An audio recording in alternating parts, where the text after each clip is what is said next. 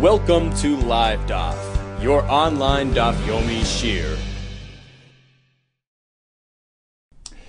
Shalom Aleichem and welcome back to today's Daf Hayomi, which is Nedarim Daf Chaf Daled. We are holding on Chaf Gimel Amud Beis, 2 lines from the bottom of the Amud. We are right in the midst of the Sugya, discussing the topic of Nidrei Zeiruzin, a neder which was expressed just as a means to encourage, to cajole, used as a negotiating tactic. The Mishnah tells us this type of neder never took off. It's not really halachically considered a neder, being that it was not meant as such. In the first example of Nidrei Zeiruzin, we have a merchant and a customer negotiating a deal. His asking price is $1.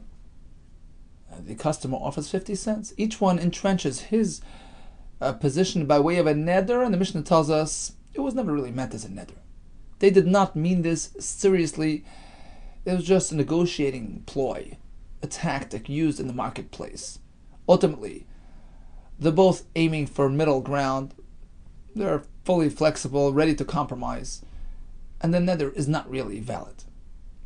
In the second example of Nidrei Zeiruzin, we have a host extending an invitation to a potential guest who adamantly refuses to come. The host says, look, either you accept my invitation or you can never benefit from me, by way of a neder. Says Rabbi Eliezer ben Yaakov, there you go. There's another example of Nidrei Zeiruzin. Look, his threat is totally disproportionate, totally overboard. Just because he doesn't accept your invitation to come join you for your meal, you're going to make him asr b'hana. He can never partake from you. It's a isser neder. I mean, it's totally exaggerated. Apparently, he was just trying to pressure him to come join him, pressure him to come accept that invitation. But in reality, he did not mean that neder in a serious fashion. It's just another example of Nidrei Zeiruzin, meant to encourage, to cajole, to convince that guest to accept the invitation, and therefore, ultimately, the neder has no legal standing. The question is, Ibaylu, 2 lines from the bottom of the Amud. Pligi Rabbanan Alei, the Rabbi Yehuda ben Yaakov. Is there a dissenting view? Do the Rabbanan disagree with him? Perhaps only in the marketplace scenario do we say it's just a negotiating tactic.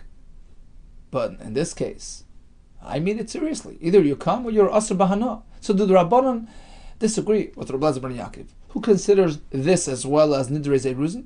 Do they say, no, this is a real neder? Or perhaps there's no disagreement, even they would agree. This is another example of Nidrei Zeiruzin, and therefore, even this type of neder never really takes off. If you propose that they are in dispute, they do consider this a neder. Next question is, what about the halacha l'maaseh? Hilchas hakavasei. Do we follow Rabbi Yehuda ben Yaakov, which is typical throughout Shas? Mishnas Rabbi Yehuda ben Yaakov kav v'noki. Rabbi Yehuda ben Yaakov is only found in very few times throughout Shas, and it's clean, it's clear, it's reliable. Here as well, do we rely on his shita, or perhaps here we have more reason to lean to the Rabbanan? Maybe this fellow really meant bedavka. He meant it seriously. It's a real neder. Tashma, here comes a raya. This non, we have a Mishnah later on in the Masechta. Ruvain turns to Shimon.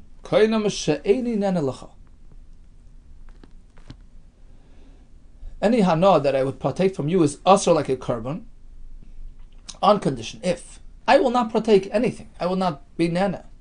If you do not agree to accept a gift from myself on behalf of your son, so we're speaking about a son who is being supported by his father, so it's technically a gift to the father. So I will not benefit from you. I'm not willing to accept anything from you going forward further unless you accept from me this great gift. Lebincha kur shal chitin, this huge amount of wheat, ushtei chaviyos shal yain, 2 barrels of wine. That's the deal. Either you accept my gift, or I have nothing to do with you.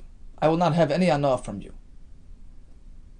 The Mishnah says, although technically it's a real neder, but there is an easy way out, even without delivering these goods. He can just release himself of this neder commitment without approaching a chacham for a formal hataras nedarim procedure. How's that? Because this potential recipient can tell the provider, can tell Reuven, look, I know you had me in mind. Klum amarta. Why is it that you committed to this gift? Ela b'shvil kvaidi. You did it in my honor, for my benefit. Well, guess what? Zehu kvaidi. Refusing the gift. For me, that's a greater honor, which indicates that I'm not dependent on people. I'm soini matanas yichya. Look, people are showering me with gifts, and I don't need your gifts. That's an even greater honor. So you have accomplished what you had set out to do. You wanted to honor me. You wanted to benefit me. This is my greatest pleasure and benefit. So you have fulfilled your condition. There's no need to have an neder. So again, Reuben says, I will not partake from you, Shimon, unless you accept from me. It's as though he accepted. That's the Mishnah. Let's analyze the Mishnah. It only works because Shimon, the potential receiver, indicates that he doesn't need the gift. He has enough covered without it. So it's tantamount to him having received it. It is considered a fulfillment of that neder. But otherwise, without this argument, suppose this condition was really not filled. Halav hachi, but otherwise, nederu. It is considered a neder. Why? The purpose of this neder was simply to use it as a ploy, as a means to pressure him to receive the gift. It's like nidrei zeiruzin. Money. Which author? Who's speaking here? Ira Blazer ben Yaakov. Is it that shita? Well, that's not a neder. Nidrei zeiruzin havi. According to him, just as in the Mishnah, when a host is attempting to extend an invitation and trying to get the potential guest to accept that invitation, and he uses a neder in the process, we say, well, it's just nidrei zeiruzin here as well. A neder used as a means to encourage this fellow to receive a gift shall be considered as well nidrei zeiruzin. Why do you consider it a real neder? Ella lav rabbanon. Apparently, we have an opposing view, the rabbanon, who disagree. Shma mina pligi rabbanon alei. Apparently, there's a shita hachaylekes. Rabbanon disagree. This is not nidrei zeiruzin. This is for real. In the marketplace between the buyer and the seller, that's a negotiation. But here, it's a real serious threat. It would seem to be a riot to our question. There is machlekes, yes. Answers the Gemara, no. You know what? Lo'ilam Rabbi Lezer ben Yaakov. This Mishnah as well can be fully in line with Rabbi Lezer. Question: why is it a neder? It was just a pressure tactic. The answer is, here it's different. Even Rabbi Lezer would agree that in this case, the nidra havi, it is considered a serious neder. You know why? The Amarle. Because Reuven is indicating to Shimon, look, you want me to take from you in the future? Localfile. You think I'm just a dog? I'm not a dog. That I will just take from you, Shimon, without you taking from me. I want it to be a reciprocatory relationship, a two-way friendship. You want me to take from you? Gesundheit. But take from me as well. So that's the condition. And it's an absolute, rational arrangement. The only way I will continue having hana from you, Mr. Shimon, is if you're accepting my gift today of a kur shel chitin and 2 chavayes shel yain. So even Rabbi Lezer ben Yaakov agrees this is a real, genuine neder. It's a serious neder, as opposed to the case in the Mishnah, where you simply have a host running after a guest. Either you come or you're asar bahana. That's going a bit overboard. That's a bit of a disproportionate threat. There, he's just using it as a pressure tactic. And therefore, in that case, and only in that case, would Rabbi Eliezer ben Yaakov consider it a nidrei zeruzin? Tashma, here comes another raya. The Mishnah says, it's going to be a similar arrangement to the previous one, just in the reverse. The characters are sort of reversed. So Reuben turns to Shimon. Any hana that you will have from me is usher like a korban. So this time Shimon can't take from Reuben. And Reuben continues, on condition, you will be usher from me unless you provide for my son the same type of deal. An amount of wheat, an amount of wine. Okay. Rabbi Eliezer Omer, indeed, the neder takes effect until Shimon actually carries out the condition, and the Ran brings from the Yerushalmi that Rabbi Meir would apply his concept to the previous Mishnah as well. You can't play games. It's as if I took, it's as if I gave. Unless you fulfill the condition, it's asur. But the Chachamim, they disagree. In this case, as well as the previous one, you don't need to bother going to a Chacham to obliterate this neder. Why? Using the same tactic. Because Reuben, who conditioned this condition upon Shimon, you can't take from me unless you provide for me such and such. He can tell Shimon, look, you know what? I'm considering it as though I got it from you. I wanted this and this. Well, you know what? Today I feel as good as though I got it. The Ran brings from the Rashba that perhaps this would only work when it's something that he was supposed to give him, some monetary benefit. So you can say, look, imagine you give it to me. I can give it right back to you. So may as well just hold it. Right? Instead of giving it to me and giving it back to you, I'm just letting you have it. It's as though I got it. But he brings another pshat that in any case, even if it's something which doesn't involve doing and giving and monetary benefit, he can sort of forgive and do away with that condition by saying, look, I obligated you to do this and this, which would be considered a fulfillment of my ratzon, of fulfilling of my wish. Now I've decided to rescind that order. And that as well is considered a milui ratzon, fulfillment of my wish. So it's as though the condition was actually kept. Interesting discussion in the Ran. In any case, that's the idea. You don't have to actually give the gift. It's as though, don't trouble yourself, it's as though I'll consider it received. Okay? So that's how you avoid the neder.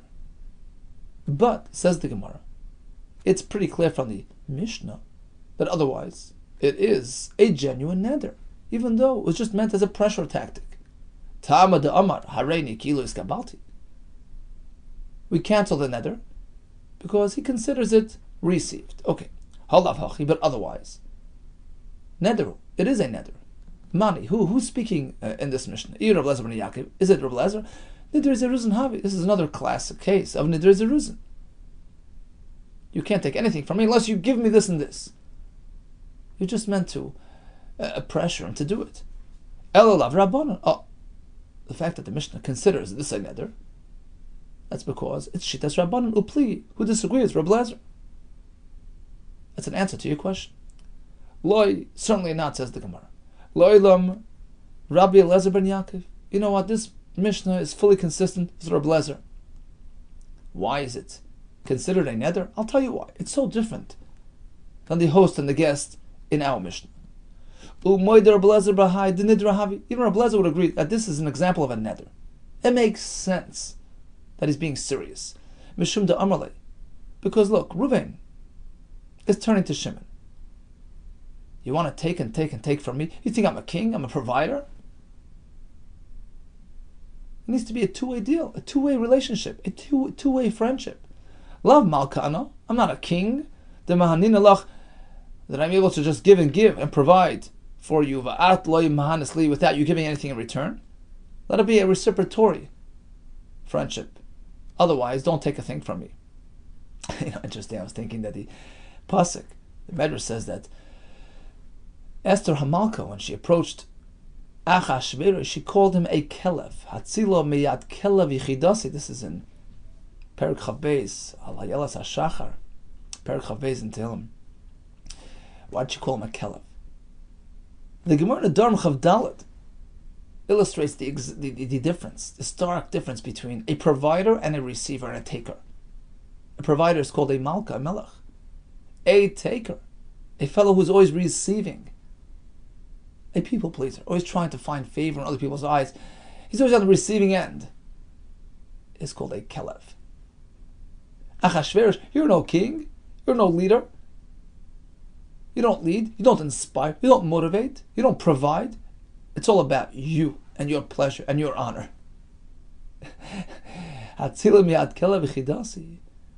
You're no king, you're a kelev, you're a taker.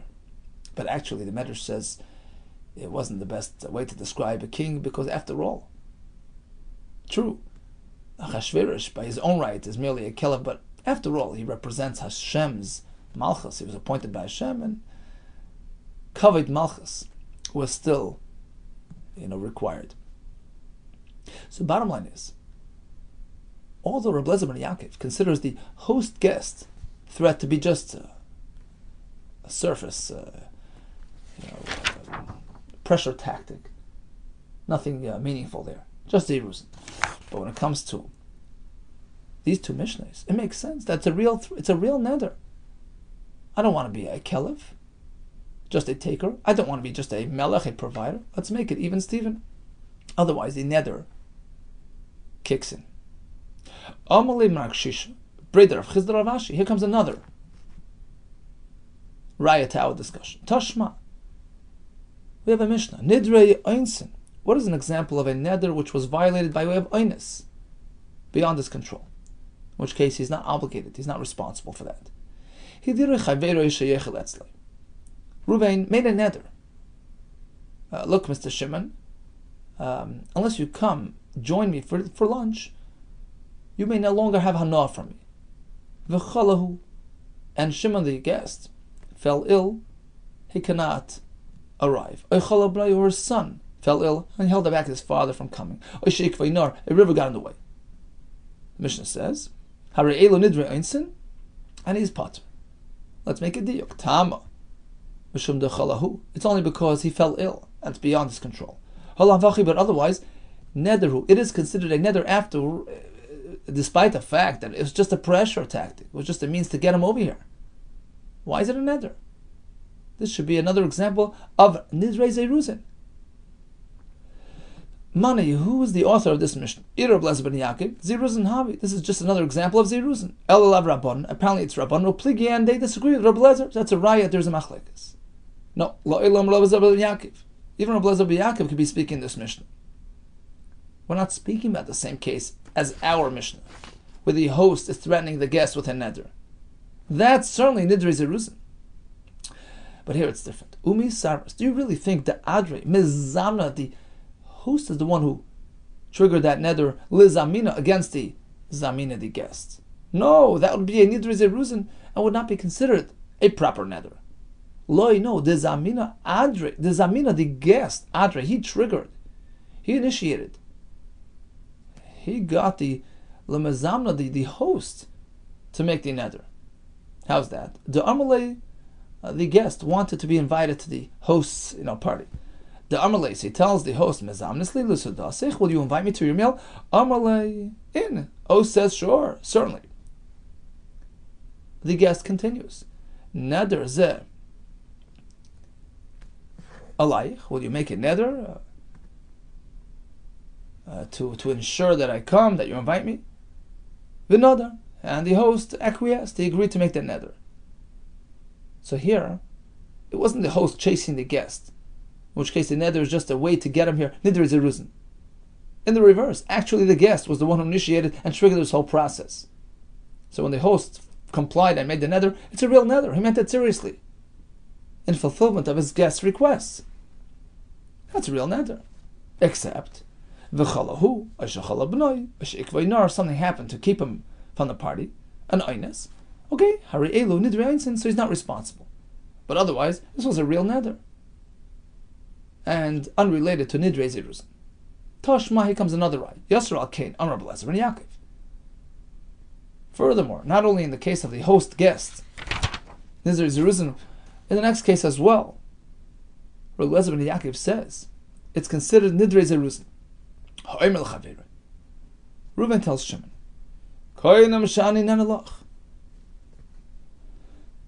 it would be also like a carbon, any anah that you would have from me.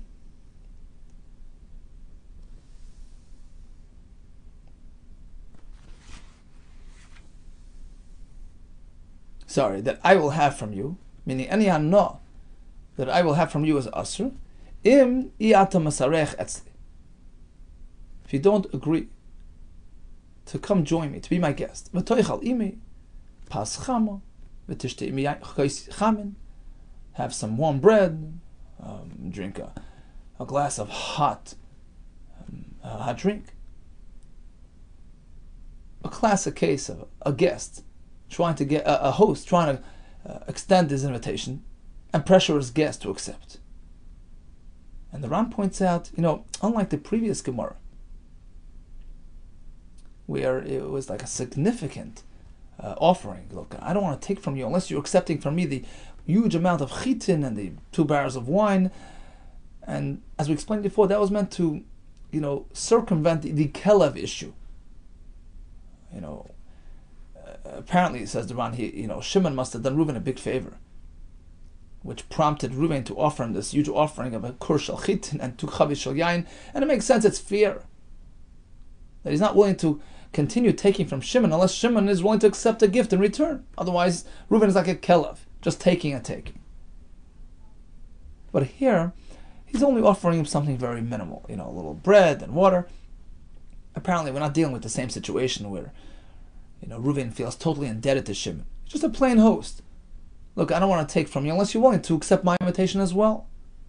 It's a classic, situation where a host is pressuring a guest to come join, and using a neder as a means to do that. And the Shimon, the potential guest, totally snubs Reuven, adamantly refuses to join him, doesn't want to burden him. Says Rabbi B'Lezer ben Yaakov, even though he's being so specific, I want you to come to have this slice of bread, this cup of milk. He's being so specific in his offering and his stipulations. Still, Rabbi B'Lezer ben Yaakov maintains just another example of Nidrei Zeruzin, Af Elu Nidrei Zeruzin, and it doesn't really have any legitimacy. Chachamim were in total disagreement. When we say the Chachamim disagree,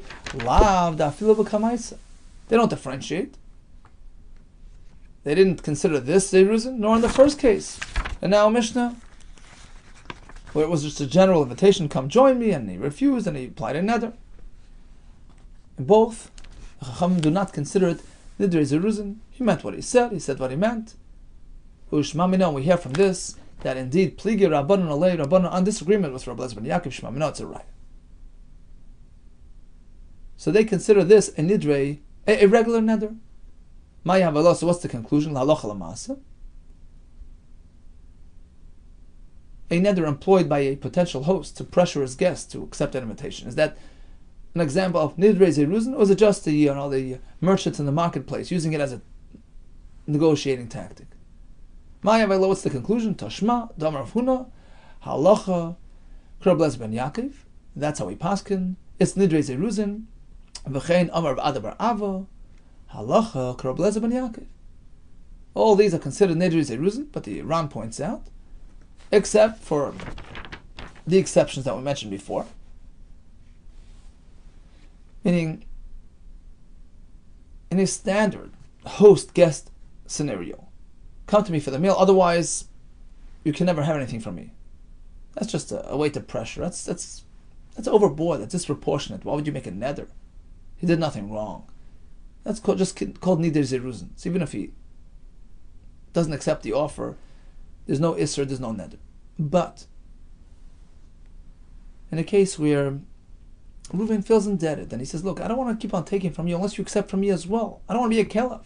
Or in the opposite case, where he says, you can't keep on taking from me unless you give me something as well. It needs to be reciprocatory. Or in the third case, where it was the guest who was looking to secure this invitation, and he used a neder to secure it. That's not zeruzin. So in all those situations, of course, the neder is in fact a neder. So moving along on that list of 4 nedarim, which are not considered nedarim, we have item number 2, nidrei havai, a neder, in a boastful, exaggerating situation. For instance, Amar, a fellow gets up and says, Koinam, these fruit are usher like a carbon. If you don't believe me, what I saw today, wow, there was such traffic on the road. You know how many people were there? You know how many cars? There were so many, like the Gittin leaving Mitzrayim, 600,000 people. If I didn't see that many people, if you don't believe me, this thing is usher. Another example of a total ludicrous, exaggeration. It's going to be usher if you don't believe me that I saw this. If I didn't see the snake, which was the most peculiar, unusual snake, Kikures Beisabad, who was full of crevices and cracks, and like the beam used in the oil press, which is full of crevices and scrapes. So basically, he's exaggerating. But that's just the way people speak, and therefore it's not considered binding. The fruit is totally mutter, even if he didn't actually see 600,000 people during rush hour, or he didn't see this type of snake. In fact, the Ran points out that when it comes to the snake, nobody would even fathom that he saw this type of snake, but it was just a boastful, blabbering way of speaking, and therefore it has no legal validity.